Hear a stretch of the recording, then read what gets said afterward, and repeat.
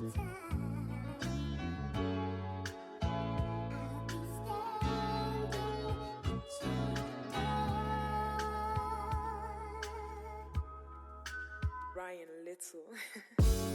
hear so much about that entity, time and time again, whether through religion or general everyday conversation.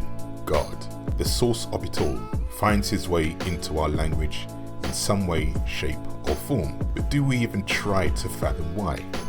And why is it even considered essential for us to even entertain? I was listening to a podcast recently, and one of the guests admitted that he was an atheist. The conversation in this segment of the show sparked my imagination, and I felt compelled to figure out why atheists might exist in the first place. For one, I am a believer, first and foremost, but I think it's fair to at least analyze the situation more objectively and without prejudice. It is imperative to simply understand where people are coming from, and maybe from that perspective, some light can be shone by way of offering more sober evaluations for one to seriously contemplate. So I figured that atheists harbour the perspective of no God, not just because they're just diametrically opposed to religion.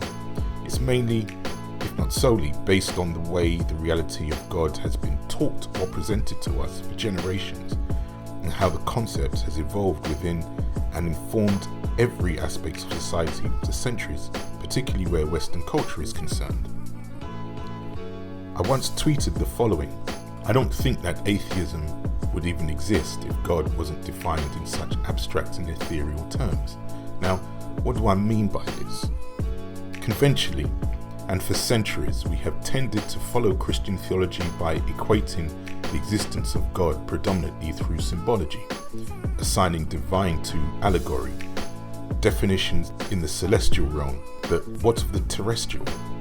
For the past 4,000 years, we have fed on holy scriptures, most eloquently scribed with such poetry. One of those are from the Bible: God is a spirit, and they that worship him must worship him in spirit and in truth.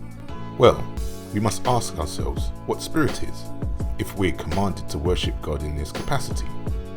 Spirit is a derivation from the Latin word spiritus, which means breath, an unseen reality, which is also known as pneuma in Greek or ruah in Hebrew.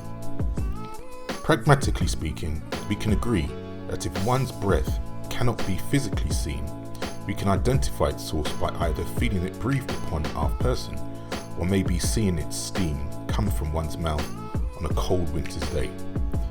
The point is that one's breath needs to manifest itself through a physical specimen for us to know that it actually exists. Therefore, I would pose this question: if God is only to be worshipped in spirit, then why would he present himself and subject us to observe him solely within unseen parody?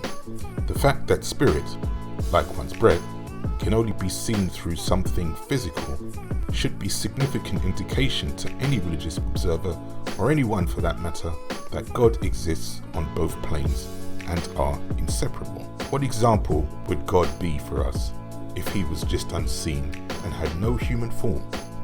How did we come to be so abstracted by being blind to the most vital component in life, the awesome power of the human mind, a representation of the superior mind and intelligence of its creator? Why have we failed to recognize the humanity of the divine? Muslim leader Elijah Muhammad said that God is a man. I can now hear all the feminists foaming at the mouth, as well as believers of monotheistic religion. Believe it or not, both genders have exclusive roles. Neither are any more superior than the other, as they, in unison, uniquely serve a greater purpose in advancing civilization. We can look at either role or gender: carrier of the seed, protector, securer and developer, and producer of the seed and first nurturer of life, both masculine and feminine respectively. However, God, in the masculine sense, conceptualizes and infinitely sets the points of law within the universe for his will, life, to manifest.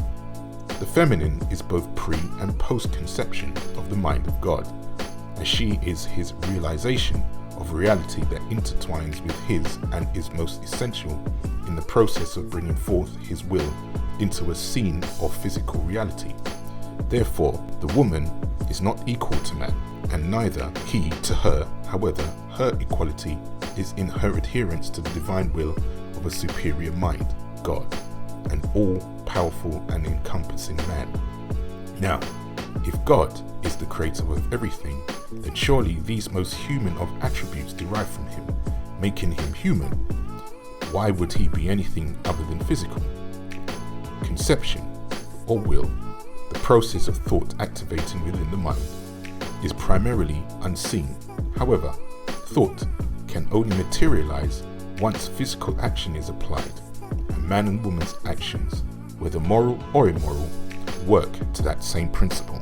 Therefore, we are living embodiments of divine will, God, born of or produced from the first human possessing a superior mindset that set the mathematical points of law in motion to govern all things as we know them and are still yet to know.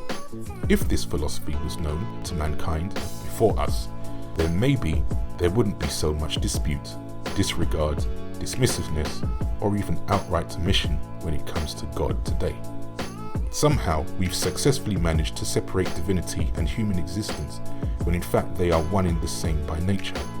Just think how much we have destroyed both our fellow human beings and this earth by our misunderstanding of God. How far could we have reached in recognizing divine residing within the very soul of humanity? Things wouldn't necessarily have been utopian if we did, as nothing is perfect, nor is it meant to be. But I'm sure that the current condition of this earth would have been far less dystopian.